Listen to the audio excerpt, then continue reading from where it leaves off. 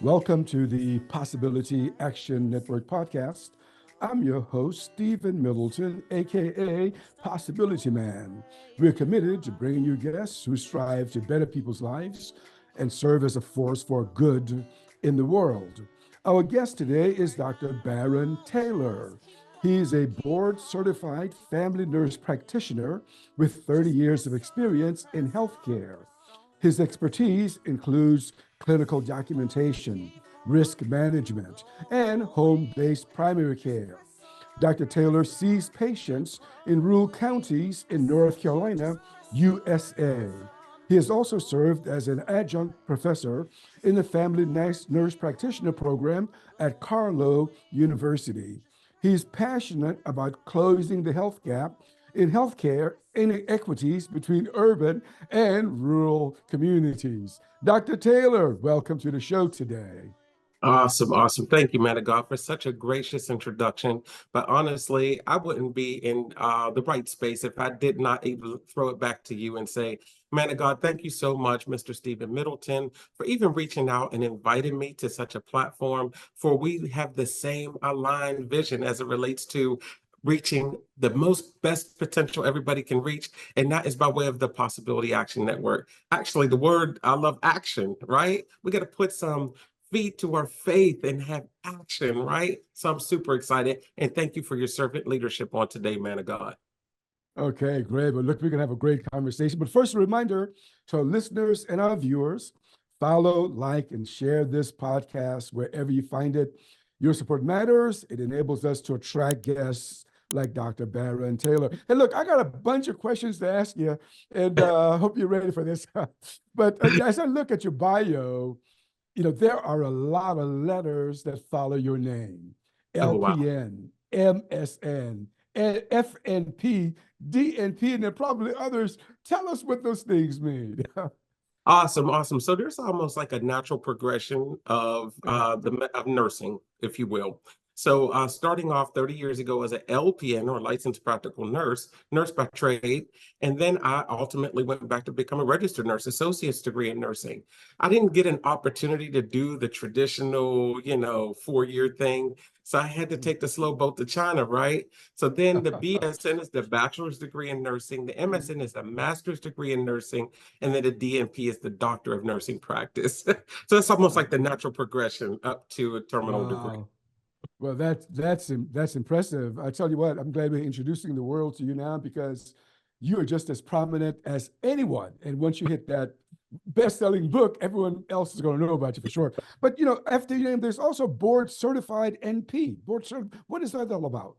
I love that question because before the advent of, having to be certified, nurse practitioners didn't have to necessarily be, okay?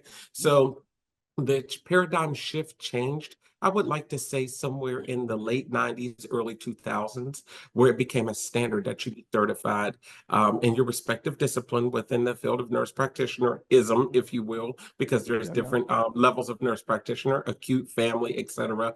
So you have yeah. to be certified now for insurers to recognize and reimburse for payment. Yeah, well, I tell you, that's huge to be board certified in Yes, sir. healthcare is a huge thing. And I noticed that a lot of doctors are board certified in this and that, and you're a board certified nurse practitioner. What is it like working as a family nurse practitioner? What is it like for you? You know what? That's a loaded question, right? So, Yeah. what I love about that is, and I know we're going to get into this, I think it was family. The Mm, word family, just the word family, because I could have yeah, taken any path, but family is across the lifespan. It's from the cradle mm, to the grave, okay? So, I'm board certified to be able to serve, whether it be an urban community or rural community, to be able to serve yeah, an entire family. And yeah, what's so important about that is whenever mom comes in, right?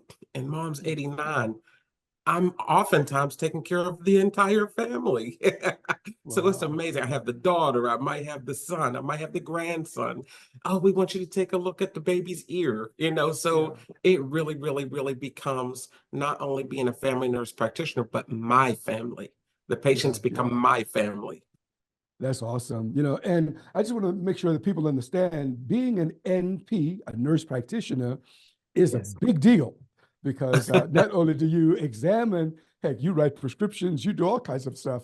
As a nurse, that's huge. That's a big deal, sir, and that's amazing. Here's what Carlow University. This is going to make you blush, but I like to get to know the people that I talk to, and I found something that Carlow University, where you got your doctorate, said about you on one of their web pages. Here's Oh what my. they said. Yeah, the caption is celebrating a rare individual. And then they continued, I'm quoting this verbatim. Being a high school dropout makes a mark on one's life, but so does earning a doctoral degree in nursing. It's rare when both happen to the same person. Dr. Barron Taylor is a rare individual. Man, to have your university say that about you is a big deal. How did that make you feel when you discovered that they were saying those kinds of things about you? How about this? And you really making me blush now because I'm hearing that for the first time. Uh, yeah, I'm hearing it. I'm because I never read those. I know that they've done some write-ups, and I yeah. just move forward. I move forward, and to hear it now, to think about it, I think at some point, I had interviewed with someone and on a similar platform, and we just had this good collegial dialogue, if you will. And I didn't realize that I was rare. I didn't realize. Um, but being rare should not even be rare anymore. It just shouldn't, because platforms like this, getting the word out and letting people know that you can be whatever it is that you want to be. Where you start doesn't determine where you end up at. It doesn't. uh, I, It's I love amazing. that. I love that for sure. Now, but that's not where you started. LPN, MSN, FNP, DNP. That's not where you started. You started life in a housing project in Pennsylvania. What do you remember about that? A cage without bars. It was a cage without bars. It's one of the best ways I can describe it. Being a product of the 70s, right? And I know I don't look it, being a product of the 70s. Well, what was going on economically in our nation at that time? There were just no fathers in the homes. They just weren't there, and there was no incentive for them to be there where I come from. Okay, just where I come from. So there were a lot of single women. There was a lot of drugs, a lot of domestic violence. That was like a normal thing. It was normal, domestic violence.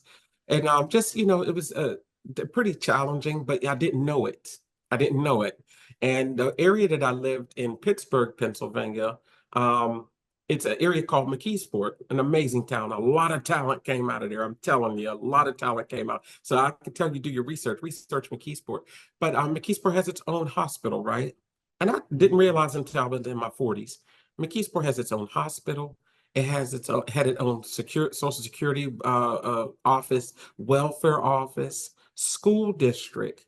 And I believe that there were 3 projects in there at the time: Highview Gardens, Harrison Village, and the third one was Crawford Village. And that's before everybody had, the scattered site Section 8 voucher, if you will. Mm-hmm. So a lot of us lived in the projects, and we had Section 8 too. So we kind of like moved every year, and living in the projects. But living in the projects, having a public bus system and all of those other resources, it was a cage without bars. There was no Yeah, reason to leave. And it was a yeah, mental cage. It was a mental yeah, cage. yeah. I mean, statistically, you don't do the projects and then do what you statistically, but so you demonstrate that it's possible to It get is. out of that cage without bars. Yes, Yeah. sir. Okay. Yeah. So, do you have any recollections of your father as a young man? I remembered once I was 9 years old and I had heard that he stopped by the house for my birthday. And actually, we were living in the projects in a neighboring community in an area called Duquesne. It was Burns Heights projects back then. And my memory is because it was 8A Burns Heights, the project that we lived in, and I didn't see him. I didn't see him. And so as a young man, uh started a relationship with him, or was reintroduced to him when I was about 27. As Mrs. Taylor, the force behind my success, truthfully, on earth, God in heaven. But she said, you know, you need to have a relationship with your dad. He's trying to reach out. He's trying to reach out. And it was foreign to me. It was foreign, just the concept of having a relationship with an older gentleman who's going to mentor me and show me life things. And it was just too foreign to me. So I didn't embrace it, did not embrace it until I was about 31. I see. Yeah. Is he still alive today? No, sir. He went on to, he passed away in 2011. Okay. Sorry for your loss. Did you have to do a lot of forgiveness work around that subject? Because sometimes people carry stuff. Yes. Okay. And it was actually on his deathbed. And the reason why the forgiveness part was challenging was because by that point I had 4 children. Yeah. And I had never left my children, you know. Yeah. My oldest son was born when I was 16 years old, and I had never left his side. My daughter, my 2 other sons, and so it was relate to the man as a man, because I understood what man stuff was. Okay, Yeah. Yeah. protect, provide, and things like that. And so it was really on his deathbed, the night before he died, that I forgave him. I think I had already forgiven him before that, but I remembered on the one end of the bed was my eldest son. My wife was there, and then my dad, he was intubated, he was in the ICU. And I said to him, and I didn't know him to be a man of God. I did not know him to be that. So I said to him, did you talk to God? And he looked at me, and he always had a grin on his face, right? And he looked at me and said, and I said, did he talk back to you? And he looked back and, smiled and had a tear run down his eye. I, of course, being a sentimental person, had a tear in my eye. So I took my tear, I anointed his forehead, and I said, I liberate you. You are free. You can go. I give you permission to go, and I forgive you. But the last thing I knew he needed to hear was, I'm going to be fine. And so I told him that. And then he passed away. Uh-huh. Yeah, I'm glad you were vulnerable enough to respond to my question. And I just want people to know that forgiveness is important, and not only forgiving others, but also forgiving ourselves. What do you recall about your mother? Oh, man. Now I'm blushing. Mm, I just, she was an ill woman. She was ill. mm, I wasn't in a position to formally diagnose her, but I would say my mother definitely had bipolar disorder. mm, Um, she was a substance abuser. Her drug of choice was alcohol, which ultimately led to her demise, that and a combination of cancer. mm, But she was the prettiest woman that I ever seen in my life. I mean, mm, I'm the 5th of 7, so I don't know. They say, this is what they say, that the mother loves the kid that she was in love with the dad the most. So my mother had, she was married and had the first 2 children, first 3 children to one gentleman. And then she wasn't really divorced, and my father wasn't really divorced. So the 2 of them were having an affair and had me and my sister. And mhm, so she was madly in love with this guy. She was madly in love with my dad. And so then she remarried and had 2 more children. But me being the 5th, there was definitely a connection there. I don't know what that connection was. mm, Even my siblings knew it. There was just something about when I walked in that room and I looked at that woman, mm, both of our faces just lit up. And mm. right, wrong, or indifferent, she was perfect to me. Yeah, She was that's great. perfect. Yeah, She was yeah. perfect to me. What? That's great. I get it. Yeah. So do you have any recollections about how life was like for you in that shelter? Or is that something that's long gone for you? It's not. It's not long gone. Okay. It's not Mm, long gone. I found shelter in Carlow University. Who I always mm, shot on Carlow University. okay. So my mother didn't raise me. I was Okay. taken away from her when I was 4 years old, so somebody had enough sense to call back then what's called CYS. It's now called CYF, I believe.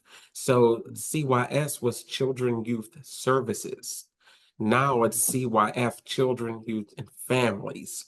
And that's key because back then they wanted to ensure the safety of the children. And it wasn't the focus on the family.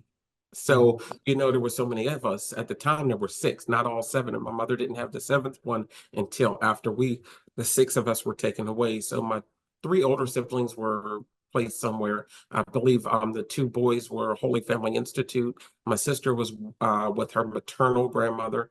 Me and the two middle ones, me and my other sister, who's also a doctor of nursing practice, we Wow. I actually followed her entire career. Everything she did, I did.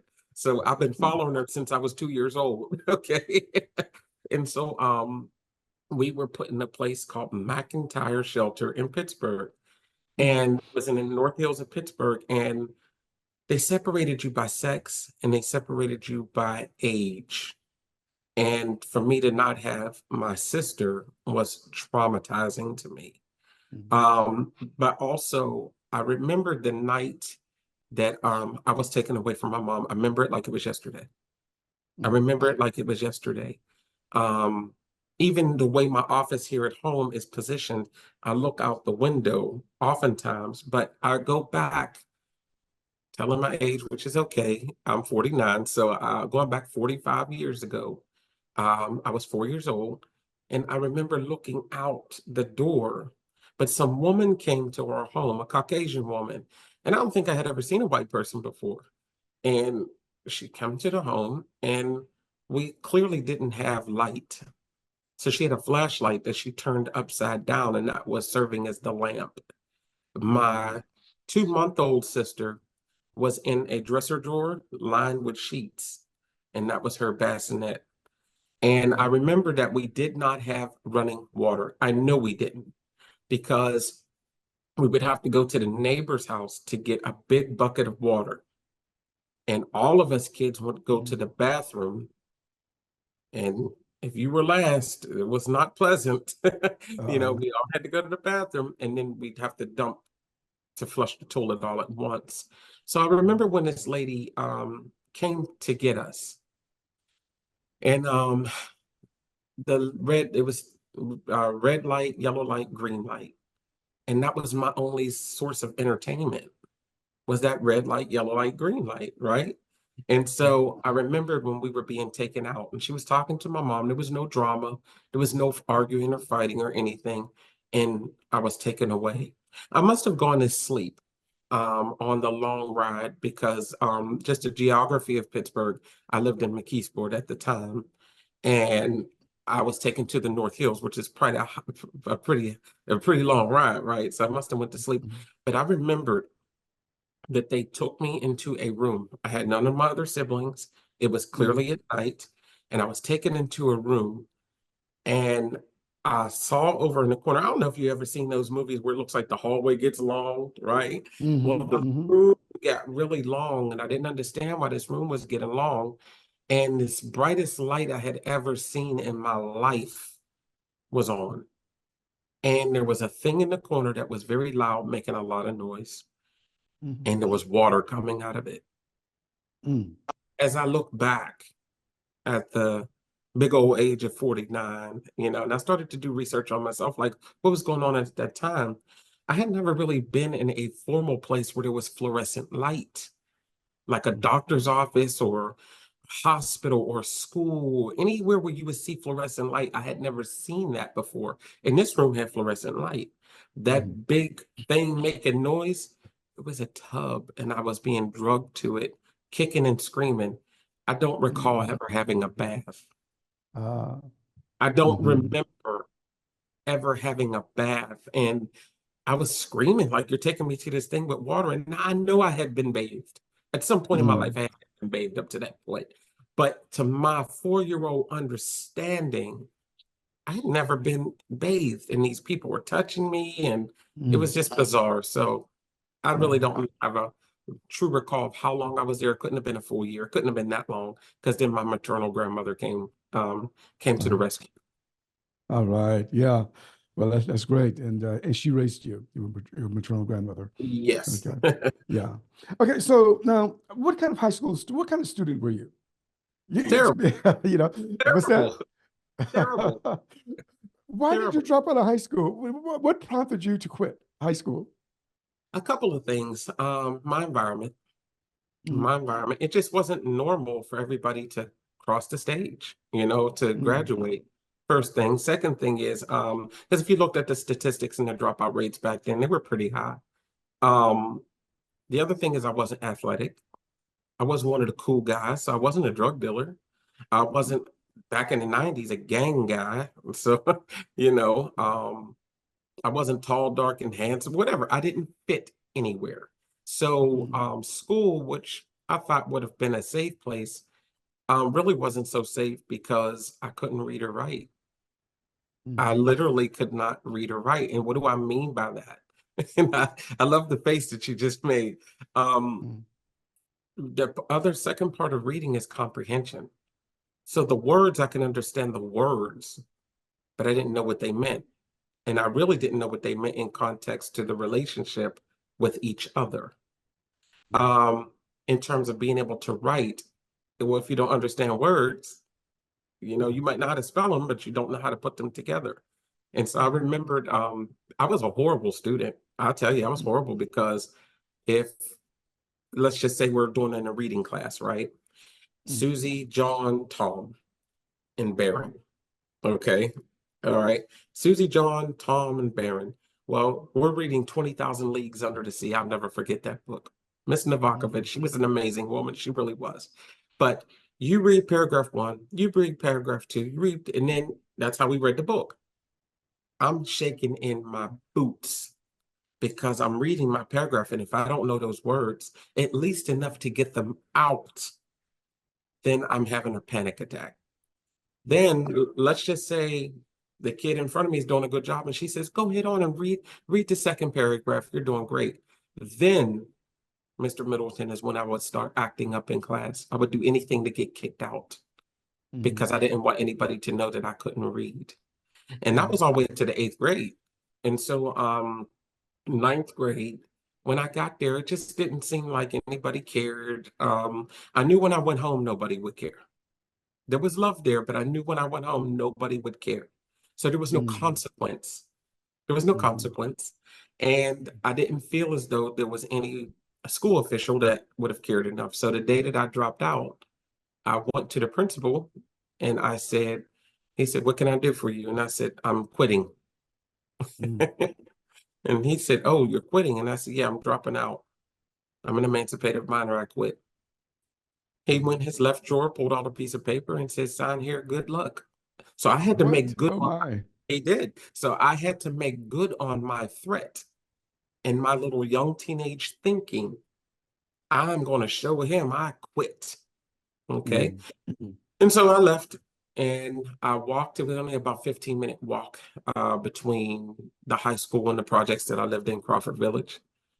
mm. And it was in that 15-minute walk that my whole life changed, that put me on a path to being where I am today. Wow. So, but then you got your GED. What prompted you? I knew I What pro needed it. really? Wow, that's wisdom. I knew I needed it. I said, well, if you're going to do anything, you have to have a GED. And Mm, so I signed up for the GED class. I got a GED book. mm, And I think it had to be because I took that GED test in October. Okay. So I only went to like the third week of the ninth grade. So here we are, October. I said, I got to get this done. And so I bought a GED book from the Goodwill or somewhere or a used bookstore or something mm. like that. And I taught myself in 2 weeks. And Wow. I went and I actually got in a car accident the day I went to take the GED test. I was driving up the street, music blasting in my car, didn't have a driver's license, didn't have insurance, didn't have anything. Mm, You talk about no life direction, right? And ran into the back of somebody.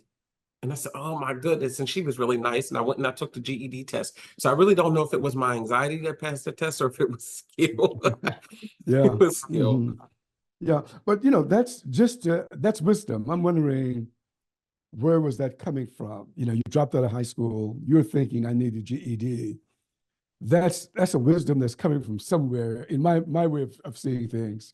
Did you feel that you were being guided, that you were being prompted by forces unknown? Um, Interesting, you would say forces unknown, but I'm Mm. going to say yes. And then I can tell you why forces unknown. Okay, go ahead. Tell us why. I always knew that there was a God. Mm. I always knew. Pittsburgh, there's churches on every corner. Like, I mean, everywhere. There's not any city, any area of Pittsburgh you can go to, and there's not going to be a place of worship somewhere. It might not be your denomination, but there's a place of worship, whether it be a synagogue, if you're Jewish, whatever. There's always somewhere. But always knew that there was a God, but because of the way I grew up, the hand that I was dealt, even in my thinking, in my young thinking, I always felt like God forgot about me, and who was I to remind him? And I say that to say there have been times I would walk down the street and there's a church. I would literally cross the street, walk down, and then cross back because I didn't feel I was worthy enough to even walk past the church. Wow. So it definitely was a force unknown at that time that was Mm. guiding me. And I Wow. had enough sense to listen. Yeah, yeah. It sounds like wisdom to me, wisdom from a higher source. Now, uh, a welfare to work program shows up in your bio. Can you tell us what that was all about? Okay, I love it. So back then, and in my understanding, that was the most beautiful bipartisan agreement I had ever seen. You know, if you ever Mm. think about politics, Bill Clinton was in office, and we realized that there needed to be, I guess, some welfare to work initiative. So at Mhm. the time, I believe that the governor of Pennsylvania was Republican. So you actually have a Democratic president and a Republican person that really put me on the path to being where it is that I am because the Welfare to Work initiative was birthed. Mhm. And I believe that there were two programs. One was SPOC, single point of contact, but that was mainly for single women.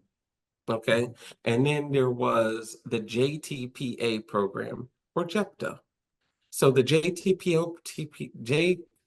TPA program was the Job Training Program of Pennsylvania. Mhm. And I remembered my sister. Remember, I told you I've been following her since I was 2 years Mhm. old. She was an LPN and she looked all happy. And I said, "What you so happy about?" You know, she said, I'm going to be an LPN. I didn't even know what it meant, right? And I just knew Mhm. that she was happy. And I went down to the welfare office because that's what you did. You needed food stamps, you needed medical, you just go to the welfare office, okay? So I went to the welfare office and they told me about this program. So I had to go through the Goodwill Industries. And guess Mhm. what I had, Mr. Middleton? You guessed it. I had a GED. So I had what I needed. I had what I needed, Yeah. right? So that was my first time really leaving McKeesport or the area that I lived in, or that Yeah. it's an amazing place. So I don't mean to be disrespectful, but in my Mhm. mind, it was like a cage without bars.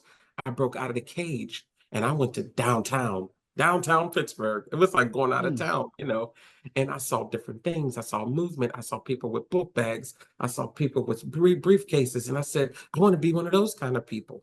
Okay. Mhm. And my sister at the time, she had moved and I was able to move in with her. You know, she was had children in that, and I moved in with her, and I signed up for this program, and then I got accepted into LPN school, and the Wow. rest is history. Wow. Well, that's just amazing. And what turned you on to studying, to, engaging your curriculum? What did that for you? A hunger, a drive, seeing other Uh-huh. people. Your environment definitely plays a huge role in, you know, how it is that you respond or respond to it. And it's just the area of Pittsburgh that I had moved to, which was literally walking distance from Carlow Mhm. University, which I had no idea that years later I would attend. But you know, it was a college area, and everybody Yeah. went to school, everybody went to work and Yeah. went to school, and it was the culture. It was the Yeah. culture. Yeah. Right. And it was in you all the time, right? It was in you when you dropped out of high school, but you didn't know it yet. Yeah. Oh yeah. So, Oh yeah. yeah, so you did. I guess you enjoyed your work as an LPN, Oh yeah. because if I'm correct, you went as high as becoming director of nursing with the company you were with. So what I did was actually I worked in a small nursing home, and so Uh-huh. many people would say to me, "Oh, you're too smart. You need to go back." And it's so funny because this one nurse, Mm, she always brings this up when we see each other. Here it is 30 years later. And she says, "Barron, you've always been so smart. You're so smart." And I said, "You don't have to be smart to do smart things, you know." mm, So she says, "I remember," and I can't believe it, but she says, "I remembered." We were with the dietitian, and the dietitian, you know, when you have some people that have swallowing problems, they have to have their fluids, liquids thickened so that they don't aspirate, you know. So the dietitian was doing a test. Everybody in service, if you will. So everybody had to come around the nurse's mm, station, and I had been serving a patient or something. Everybody's up there, and she's asking, "How much of this thickener do you have to put in an 8 ounce in this cup to make it yeah. nectar thick?" Okay, because that's what the doctor may have ordered, thick. And so everybody's trying to figure it out. And all I did was walked up and they said, "Well, you know, Barron's going to know. Barron's going to know. He knows everything." And Yeah. Barron doesn't know everything. Uh, And so I said, she says, and everybody moved back, "How much do you put in there to make this nectar thick?" mm, Well, what I did was I picked up the bottle and I read the directions. yeah. And Yeah. that was it. I read the directions. It says you need this amount. So I got the medicine cup and I poured that amount and I made sure that the cup was 8 ounces. This amount goes in there. And that seemed to have been smart to some people, but they didn't realize reading and comprehension was a challenge for me. So I had to be very critical in how I read, whether it be a doctor's order, whether it be a patient's record, medications as I'm administering those, anything. I had to be very critical in how I read to overcome reading comprehension, but it happened to operationalize itself and turn into a Mm, gift, a gift. wow.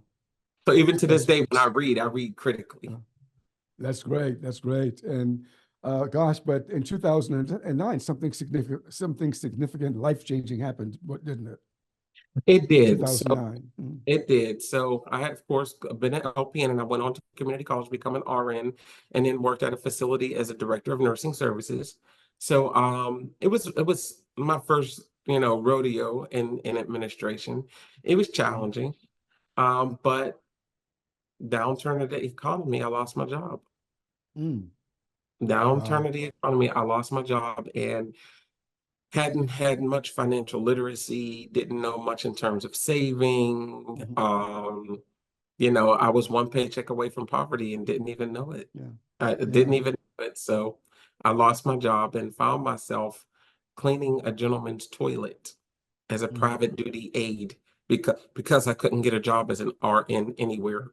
They would hire me mm, per diem, you know, but mm, so I said, okay, this is what I'm gonna do. I got unemployment, okay, and I worked under the table, private duty for this guy, mm. and you know, scrubbed his toilets and did his laundry, did his dishes and things like that, and used my BlackBerry cell phone as a source of internet and my Dell laptop and went back for my bachelor's degree with those two Whoa. devices while I Uh-huh. sat there taking care of this man. Yeah. Okay, but I want to probe this a little bit more, because here you were director of nursing services. You know, you were RN. You were doing very well financially. You got your family. How did it make you feel dropping from that platform to being virtually unemployed?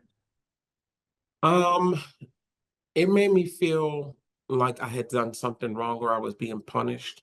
I had spent a Mm, lifetime always feeling like that. Okay, there's a consistent theme there. So if something bad would have happened to me, I would always feel as though I deserved it or I was never deserving of what I was walking in the first place. But I can honestly say whenever I was in school at Carlow, because you know my Mrs. Taylor said you need to go back to school. And I mhm, said, at a time like this, we could barely pay our bills. And she said, no, you need to go back to school. So she was going actually for her master's degree in professional leadership. and Yeah. I hadn't had my bachelor's yet. And so we were actually both at the same school, and it was the very first course that I ever took, because Carlow is it's a private Catholic university, Yeah. formerly all women's Catholic university. So Yeah. Yeah. um and so one of the first courses I took was or the first course I took, because you have to have a theology course, was an introduction to the New Testament. And Okay. it was Yeah. yeah, it was life Yeah. changing. Okay. Yeah. But before I don't want to leave this yet. I don't want to leave this yet because look, you're making good money. You're RN, director of nursing. Boom, you lose your job. I asked you, how did you feel? You aren't telling me that, gosh, for a moment there I felt depressed. So you mean you were able to, how did you avoid that emotion? Some people would have felt depressed, like, No, my no, no. gosh. I did not avoid that emotion.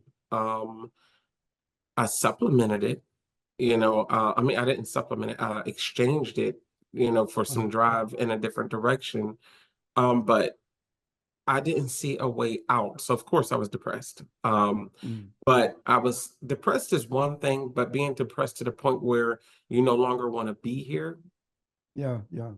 that I had reached that low, because I didn't see a way out. I didn't. You had reached that low. You did feel depressed. You I did. did. Okay. I Yeah. felt depressed to the point where I no Mhm. longer wanted to be here. I see. Okay, let's pause it for a moment. And I just want to, this is important because people do sometimes lose their way. That happens to human beings, unfortunately. And you got to that point. So, how did you get out of it, Barron? How did you get beyond that? An inner drive. There had to be an inner drive. Mhm. An amazing and powerful network of friends. Okay. The Okay. powerful Okay. friends. Yeah, that's good. And I want to try to underscore it because people will experience all kinds of things, anxiety, fear, phobia, depression. But you just said you discovered something within you, an inner drive. Yeah, Something. and we all have that. We all have that, right? We all have something there, if you Yes. notice. Yes. But you Yes. also said something that's very significant to me. You said there was a community. Tell us about that. So, of course, I had at that point, my circle had gotten kind of small. Okay. Mm, Well, a lot of people have experienced that. My circle of influence was small but powerful. Um, my spouse is yeah, I mean, she says things that I don't see yeah, oftentimes. And that's wonderful. so being pushed by her, but as well as my friends, and my friends, they know that I'm not the type to tell them if I'm struggling. But to Uh-huh. have some friends to say, you're not well Yeah, and you're lying, you're not well, to pull that out and demand that I be transparent and yeah. demand that I engage with them as my community. That's great. I'm so happy they were there for you. And this is what I want people to really understand. Sometimes when they're at their lowest point, right? Instead of isolating and their community separating from them, that's the time they need that type of supportive community. And you had that. But you had Yes. something else. You had a superpower. You've mentioned Mrs. Taylor a couple of times. Yeah. To me, Oh, that's a yeah. superpower. Tell her how she helped you, how she supported you. She's the type of woman that has demands. Okay. Uh-huh. Like she has demands. She's a powerful woman. She's a praying woman.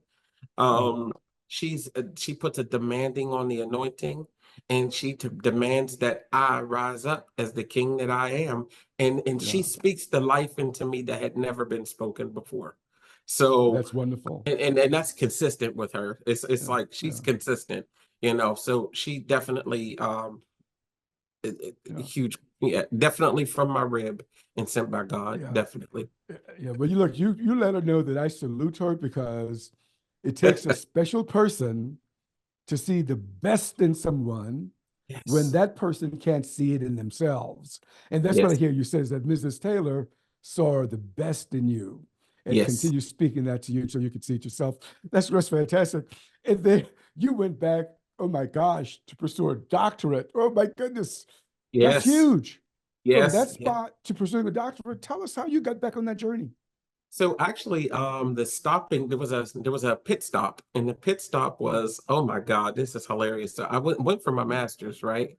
So I Mm, actually wanted to go to med school. I felt as though a higher power, I call him God, told me that I was going to be a doctor. When I was very young.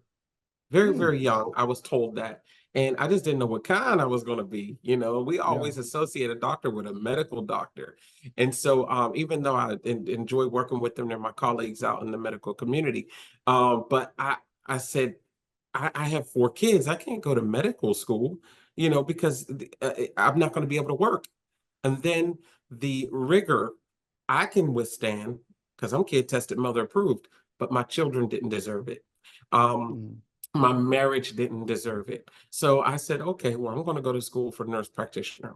Okay, if I went to med school, it'd be 4 years, no problem.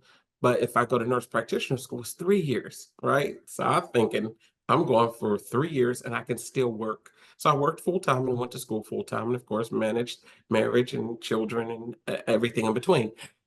And so I thought I was done when I did my master's degree. I had no desire whatsoever to go for a doctorate at the time. I was tired. I was getting older. I was tired. And I was teaching at Carlow University in the Graduate School of Nursing, College of Health and Wellness, at which time I'm thinking, okay, this is it. Well, no, the mandate was that you really should have a terminal degree if you wanted to seek an associate professorship or even a tenured position. So I knew that the terminal degree is where I had to go. And so I talked to Mrs. Taylor and got her, you know, prayer, got her prayer. yeah. And I decided to go back for my doctorate, and it took me about almost 5 years. Yeah, yeah. Wow, that's amazing, Dr. Taylor. That's amazing for sure. And now, you care for patients in North Carolina, where you live.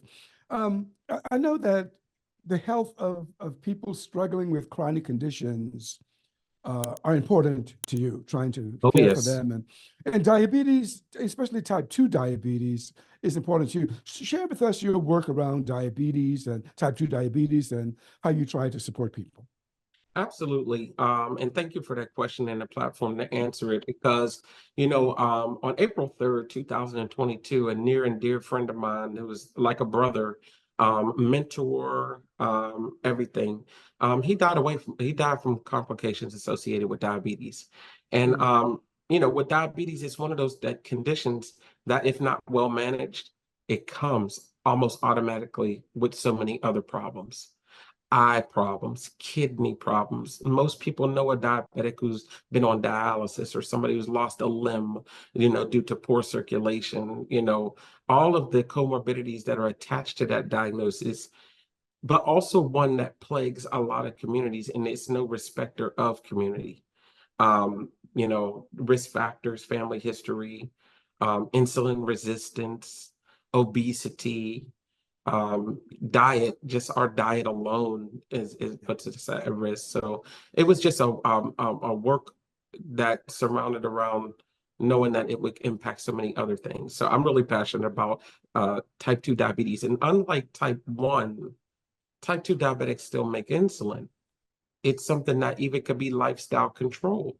I have a Mhm. lot of people that are lifestyle controlled. They're doing really well. Blood sugars are Yeah. great. They're dieting, they're exercising, they're monitoring what it is that they eat, Mm, and things like that. So it's something that is a modifiable risk, yeah.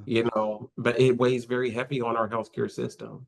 It Yeah. does. Diabetes. I'm so glad you said it. That I love the way you expressed it. Yes, You sir. said it's a modifiable. And I Yes, want sir. people to understand that, you got a type 2 diabetes diagnosis. It's not the end of the world here. The No, Dr. Taylor just said, look, lifestyle, exercise, you can actually handle this thing, type 2 diabetes. absolutely. Yeah. Absolutely. And let me give you an exemplar. Um, I like to, whenever I'm seeing patients, they become family. Okay. Mm, I forget that they're a patient at some point because we're family. But mm, seeing patients discharged from the hospital.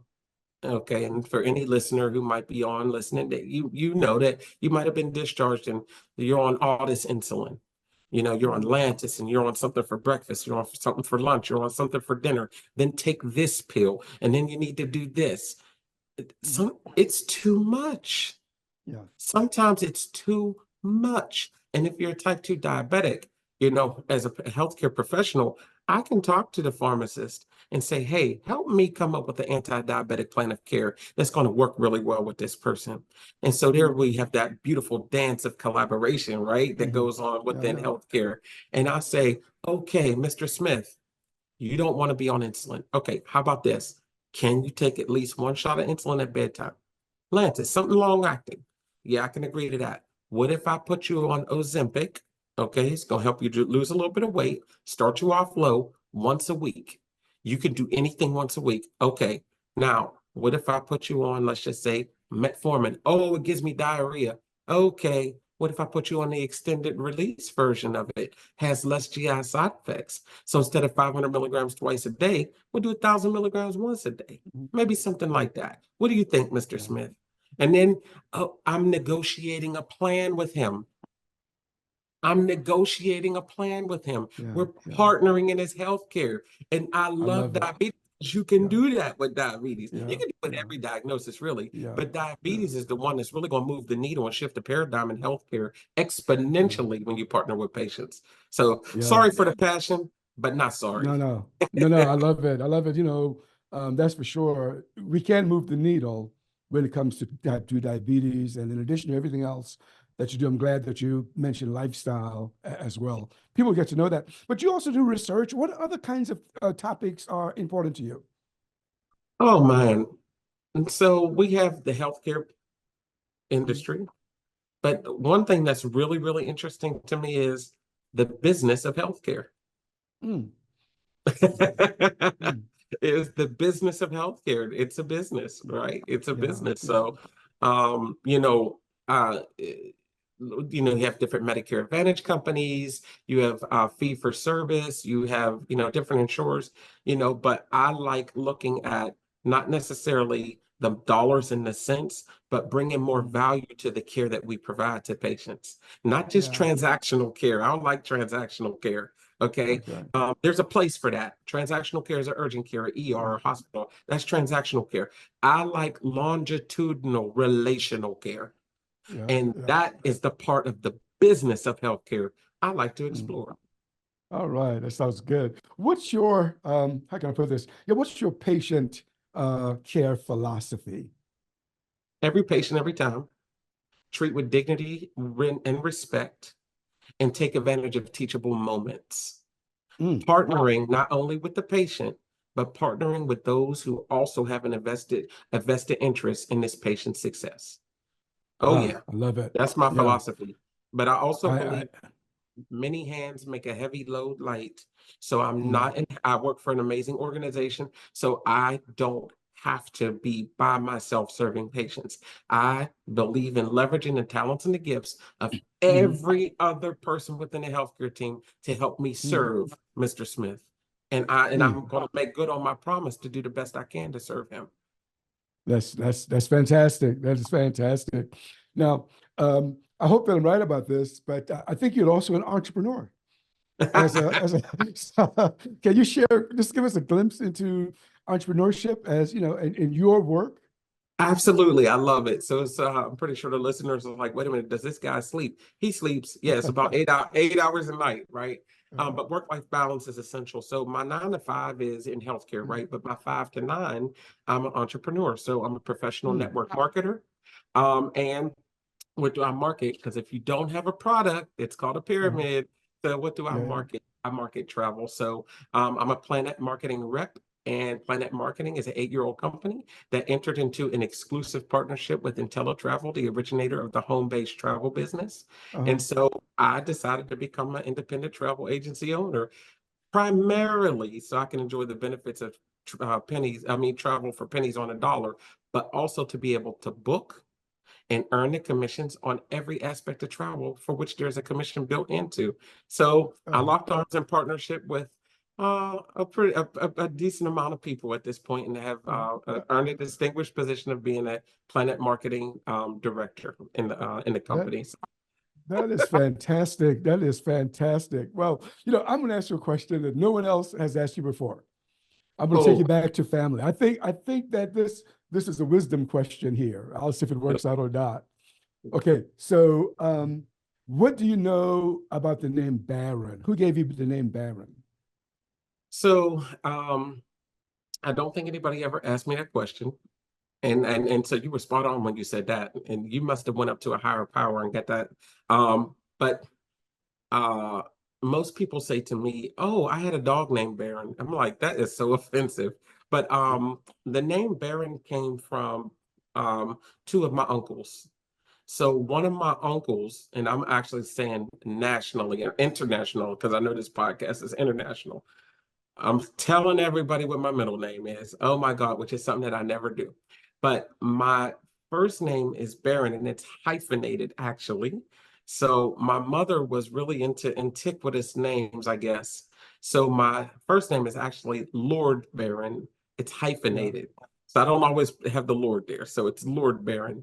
But Barron was one of my uncle's names. So one of my uncle's names was Harold Ivy Thomas and the other Uh-huh. one's name was Baron Dwayne Thomas. So they were Yeah. my mother's favorite brothers. So Yeah. Baron Ivy is the name that I Right. got. So that's how I Right. got the Yeah. name. Yeah. And it's a name that was given to her to Yes, give to you. This is the absolutely. message that I wanted that I got to share with you, and that is, she had high hopes for you, Baron. She Yes, had yeah. high hopes for you when she named you, and you've walked into the vision that she had for you when you were Wow. born. Well, I received that and I never looked at it that way. I never Yeah, looked at it that way. yeah, Thank you so much. yeah. Look, is there anything else you want to share with us before we leave today? Just, to the listeners, you can go do and be anything that you put your mind to. Um, the way life may have started for you doesn't necessarily have to determine the outcome. You have the power to write your story. You have the Yeah. power to write your story, and you get an opportunity to write a page in that book of life every single day. So, whatever it is, and you're not too old or too young to dream. And when you're going to dream big. Go big and see yourself in the winner's circle. Don't see yourself as you see yourself now. But also do realize that there's got to be a delicate balance between mental health and physical health, right? So there's one school of thought that there's no such thing as mental health without physical health, or vice versa. So get up and move. Ah, Move. Get up and that's move. fantastic. That's great. Up and move. Well, Dr. Taylor, I really enjoyed my time with you today. Thank you so much for saying yes when I invited you to sit Yes, with sir. me. Yes, sir. Yes, sir. It's an honor and a privilege, and I count myself the lucky one. Okay. All right. Well, you've been listening to the Possibility Action Network podcast. Our guest today has been Dr. Barron Taylor. I'm your host, Stephen Middleton. Until next time, good day. You are not alone, just keep on.